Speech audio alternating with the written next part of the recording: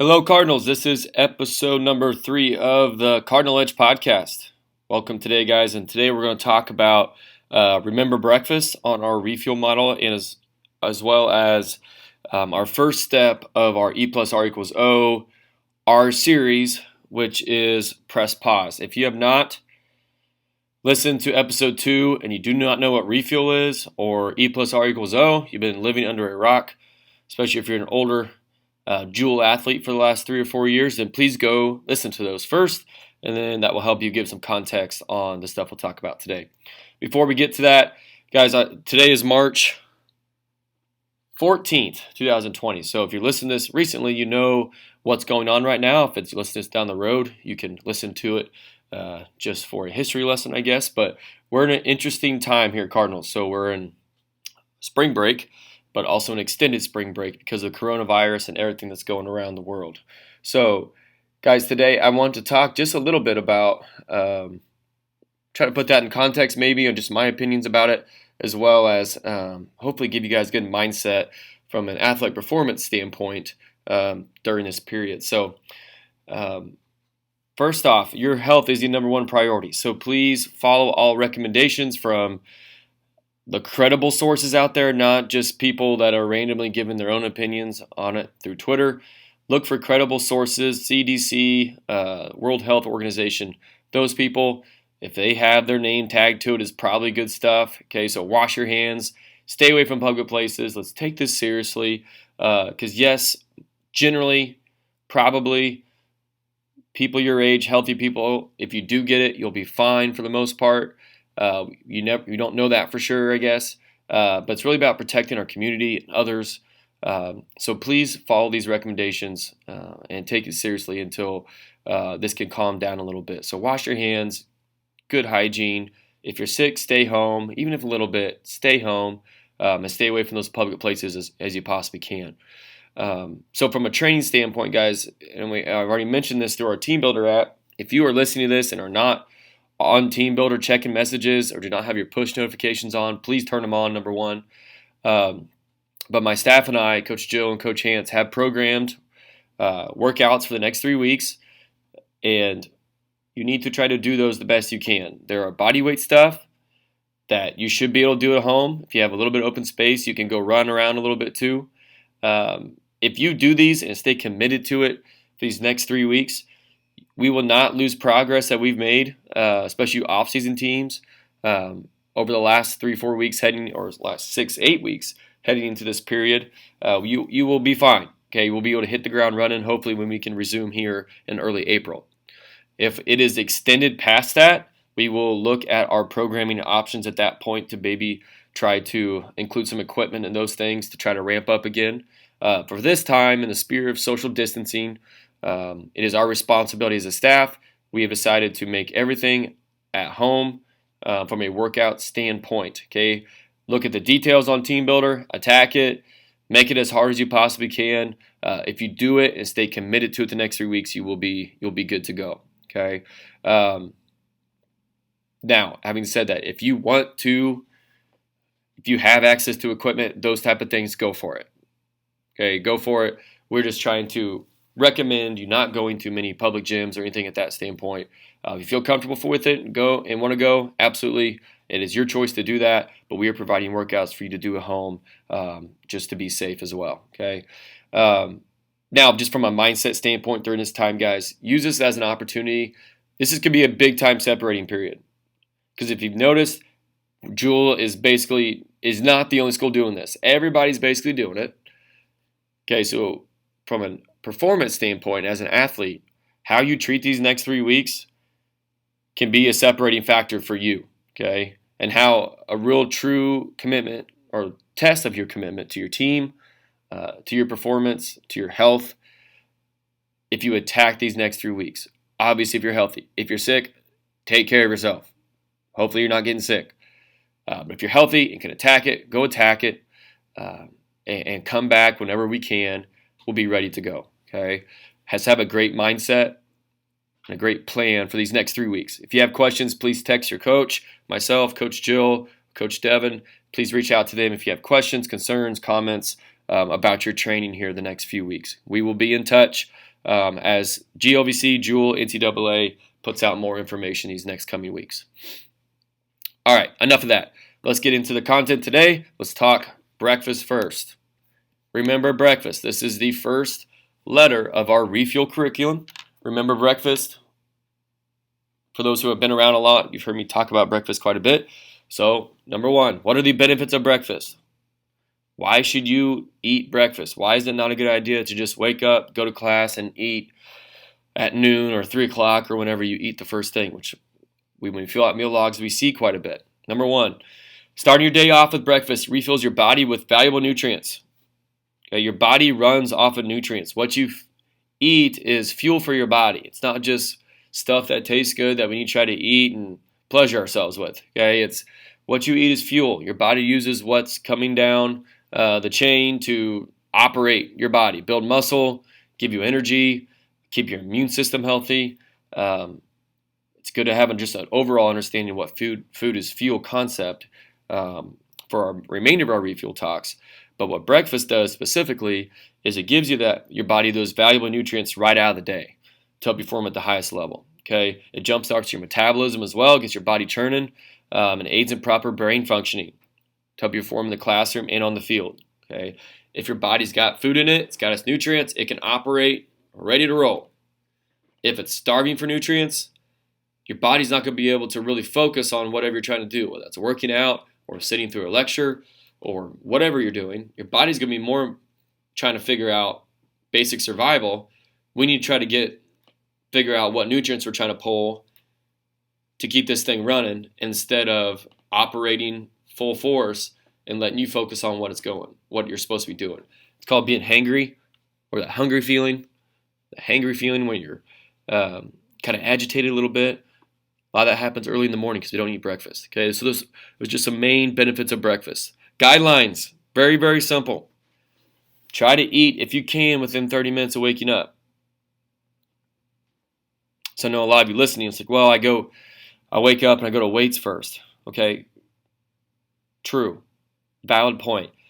My recommendation generally for athletes is when you wake up, if you have weights first thing out of the day, eat something, a small, not a big breakfast before you come to weights. So that could be a granola bar, it could be a banana, it could be maybe half a Gatorade or something like that. Something with some nutrients in it to give your body some fuel to get through that workout. Okay, and then post-workout is where you go eat your actual breakfast. That'll work as your post-workout meal as well as obviously your bigger breakfast. Okay, I don't recommend you getting up and eating 7 pancakes and then come to breakfast, okay, or to weights. That's not a great idea. All right, so the perfect breakfast includes a whole grain, protein, fruit, and vegetable, and water. That's the perfect breakfast. I'll give you some examples of what that might look like within our cafeteria setting, but that is the perfect breakfast. It includes a whole grain, protein, fruit, and vegetable if you can find a vegetable. Typically fruit is the perfect one there for breakfast. It's generally breakfast foods. And water with that as well. We want to kickstart water early in our day from a hydration standpoint. Okay, so breakfast examples. There's always eggs in the cafeteria. You may or may not like them. There's always eggs up there. Great protein source. Typical breakfast foods. Dairy products are also good protein sources. Yogurts, milks. Excuse me, I got a little bit of runny nose. Yogurts, milks are great sources. Cheeses are pretty good sources of protein as well. Whole grain. So looking at our meal logs, whole grain is where our athletes typically miss this one. We typically go towards the fried carb sources like fried potatoes, fried hash browns, those type of things. Okay, whole grain sources are a better option for us to give us better energy in this breakfast period. So toast, bagels, muffins, oatmeal are always available at the cafeteria. They're always up there. Okay, you can put cream cheese on it, peanut butter on it, don't care. They're always up there. Those are great sources for you in that, especially if it's a post-workout window. Great source of carbohydrate there. Carbohydrates are not enemies. They're not going to make you fat. Bread is not going to make you fat. I don't care what the Instagram lady tells you. Okay, it's not going to make you fat within our context and our situation here. And then that third key ingredient to breakfast is fruit or vegetable. Excuse me. Fruit is money. There's always a fruit up there as well. Okay, strawberries, cantaloupe, apples, fruit. Okay, get some fruit on your plate. It's going to give you some good vitamins and minerals within that as well. And then, of course, include some water in that. Would make a perfect breakfast. So examples, if I was going up there, I would go eggs, a bagel or toast with probably peanut butter on it, and a glass of water and a glass of milk. So fruit, move on with your day. Okay, there's a million different options. Stuff I'd stay away from up there is a lot of sausage, a lot of the fried potatoes, fried corn dogs, mini corn dogs if that's for breakfast, fried potatoes, anything like that. I'd stay away from those things, fried foods. But the milk and the oatmeals are perfect. All those options are always up there. I'd stick towards those for our breakfast foods. Omelet bar.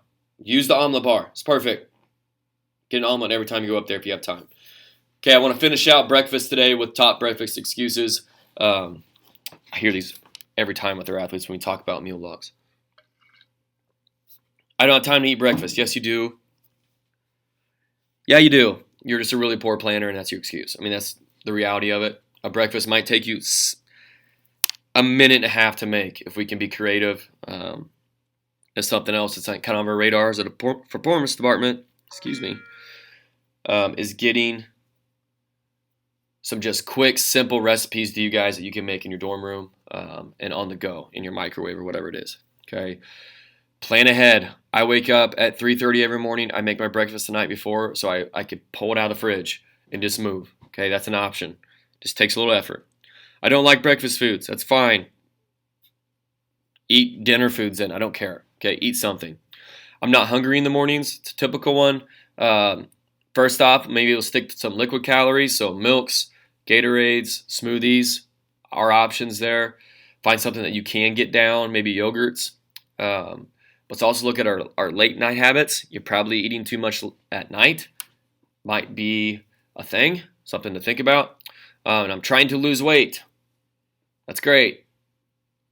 Cool, but we're not trying to skip breakfast. It's not a reason. We don't skip meals to lose weight. When you adjust different things, when we need to adjust what we're eating at breakfast, but we certainly still need to get nutrients in early in the day. Okay, we will have a weight loss specific episode coming down the chain here. But for today, trying to lose weight is not an excuse to skip meals, particularly breakfast. Okay, but the bottom line here with breakfast, guys, is number one, eat something.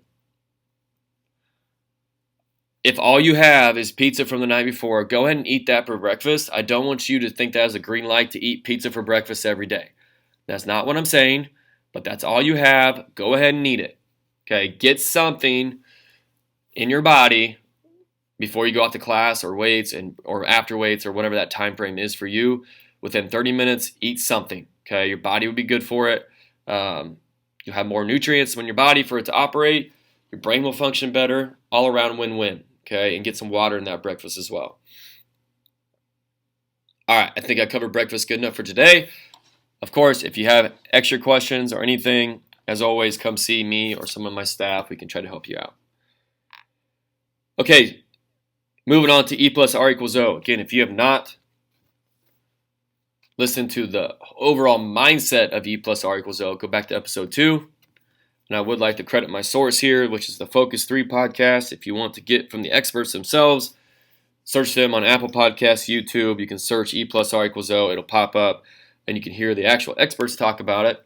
But I will talk about within our context at Jewel here right now. So today is our first of 6 R steps. Okay, so if you heard me talk on the E+R=O, the R of the equation, which is our responses to the situations of our life, is the moneymaker of this whole formula. Okay, so today is the first of 6 that Tim and Brian guided the Focus 3 breakdown of teaching you how specifically to control that R.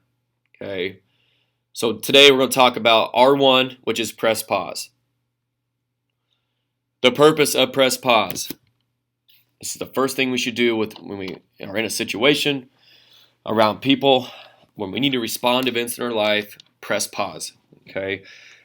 The purpose of this is to gain clarity about that formula about what's happening, E+R=O, and use time to slow down impulse. The number one reason why we act incorrectly in a moment is because we act on impulse, habit, or emotion. Everybody's done that. You've acted emotionally to a teammate, to a ref, to someone you're in a relationship with. Something's happened and you just react, boom, right out of the moment. You have this poor reaction to it. And immediately, probably 5 seconds later, you think, oh man, that was not a good reaction. Okay, so we're trying to teach you how to avoid those things. And number one thing to do is press pause. So clarity. Guys, clarity is power. So clarity, what event am I experiencing? What's happening right now? Okay, COVID-19 is happening right now. What outcomes do I want? I want to be healthy. I want to get back to playing my sport. What are the disciplined, responsible options available to me in the moment? Okay, the disciplined, responsible options available to me in the moment. Get COVID-19. Responsible options is to wash my hands. Listen to the recommendations everybody's giving you. Have a positive attitude about it. Continue to train. Continue to prepare. Clarity of the event, clarity of the outcomes eliminates most bad responses. Okay, so if going off of getting out of the COVID responses or example into a game situation. Okay, so what event am I experiencing? Bad call. What outcomes do I want? I don't know, not to get ejected out of the game or to win the game or whatever it is. Okay, what are the discipline responses, options available to me in the moment? So if I don't want to give my team a technical, or if I want to focus on the next thing, or if I want to keep a good mindset about it, okay, that kind of eliminates the bad R of let's blame our refs or yell at the refs or complain or whatever, blame my coaches in that moment. Okay, so getting clarity of the event itself and the outcome you want out of it pretty much narrows down what your response should be. But it's important to take the time to press pause to get that clarity.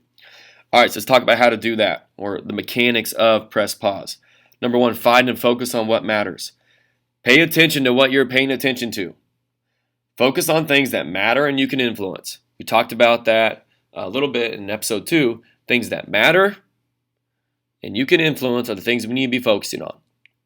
Okay, while you're on spring break here in this extended break, relax, have fun, do those things 100%. But also take time to really focus on what your goals are. Okay, and to focus your attention on things you can influence and what matters in those moments. Okay, return on attention. Engage focus on things that give you high return. Don't get to complain. You don't get to complain if you spend time focusing on things that doesn't matter or you can't influence. Okay, so return on attention. If you Netflix binge all the time, which I'm guilty of it as well, that is not a very high return on attention. You're giving your attention to Netflix. What are you getting on that in return towards your goals? Unless your goal is to be a Netflix critic, you're probably not getting a very high return on that time, that focus you're giving. Okay, so when you try to spend the majority of our time focusing our attention on things that give us high return. Okay, film study, talking from a sports standpoint, film study, training, mental skills, nutrition, focusing on the things give us a high return back. High return back. Okay, so there's 3 pause points. 3 pause points to think about. Before E, okay, before events. This gives us clarity about the situation we're entering into, and we can anticipate and prepare for effective responses. We should not be surprised. We should be prepared for what's going on. Okay, so before E, before a game, you should have preparation and clarity before entering your game on what your responsibilities are, what the game plan is, what the other team likes to do, what your coaches are telling you. You should have clarity before entering that situation so you can press pause going in this game and know that you can anticipate this is what's going to happen. And you should be prepared for it. You shouldn't be surprised by things that We're obvious in our preparation. There's going to obviously be things that come up that there's no way you can be prepared for. There's no doubt. Okay, but a lot of things we should be prepared for. Another life example, if you're driving home at 5 o'clock at night from downtown Kansas City, heading north, you should probably press pause, you get in the car and say, okay, I'm going to hit some traffic going home. Have a prepared response for that. Don't be shocked by it when you hit track and then hit traffic coming out of downtown, and now you're mad and you're shocked by it. What's happened every day for the last 7 years you've been doing that commute. Okay, press pause before entering situations. Have a plan so you can anticipate and prepare more effective responses. Okay, so the next pause point, between events and between responses. This helps you gain clarity on what to focus on, stay away from autopilot, and manage the response with the outcome in mind. Okay, so now you're in the event. You're in traffic. Sorry, my phone's going off there. You're in the event. You're in traffic. So, press pause to gain clarity on what outcomes you want. What are the responses that are available to you? If the outcome you want while you're sitting in traffic is to get home safe, okay, then a response that should be eliminated out of that is road rage. Flipping people off, cutting people off. Response that should be highlighted for you is maybe take a deep breath, just relax, and drive responsibly. Right? So to be able to press pause in that moment, in a sport context, I use this one a lot, but ref makes a bad call. What's the outcome I want? Don't further hurt the team and get a technical or get kicked out of the game. So if that's the outcome I want, well, that eliminates the response of going and complaining to the refs, saying curse words towards them, throwing the ball, bouncing the ball a million feet in the air, or something like that. And it highlights the response of maybe a calm question to the ref, or a move on and go win the next play. After the outcome is the last pause point. This is the big one. What did I learn about this event and about myself in this event?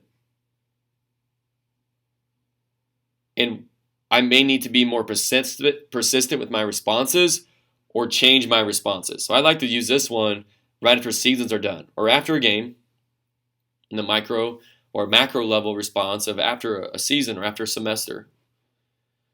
What did I learn? What were my outcomes? What did I learn about myself in that? Did I do well? Did I respond well? Why didn't I respond well, or why did I respond well? And what needs to happen next? Do you need to change your responses? Are you on the right track? Are you seeing progress and maybe you just need to be more persistent with those? If you're trying to lose weight or gain weight after a week's time and nothing's changed, you need to be a little bit more self-assessed. Okay, what did I do? It didn't work. What can I change? Or maybe you were trying to lose weight and you did lose a couple pounds. Perfect. I need be more persistent with that. This is what worked. Okay, taking the time to pause after outcomes is huge, especially if they're failures. Learn from those. Why did they fail? Do not blame somebody for why they failed. Look at what you did to cause that time to fail. Okay, the last question on this is how much time to pause? Okay, here's the deal with this. You always have the time. You may not have the skill with the time you have. That makes sense, okay? Your time will be used on default or discipline. You have to evaluate how you use it. You've got the time to do these, okay? You may have not built the skill to use that time within that situation to pause, to gain clarity, to control your responses, and to choose those disciplined responses for the outcomes you want. Okay, so the whole thing with all these are skills that could be built. When you work on pressing pause and gaining clarity to the situation before we choose those responses towards the outcomes we want.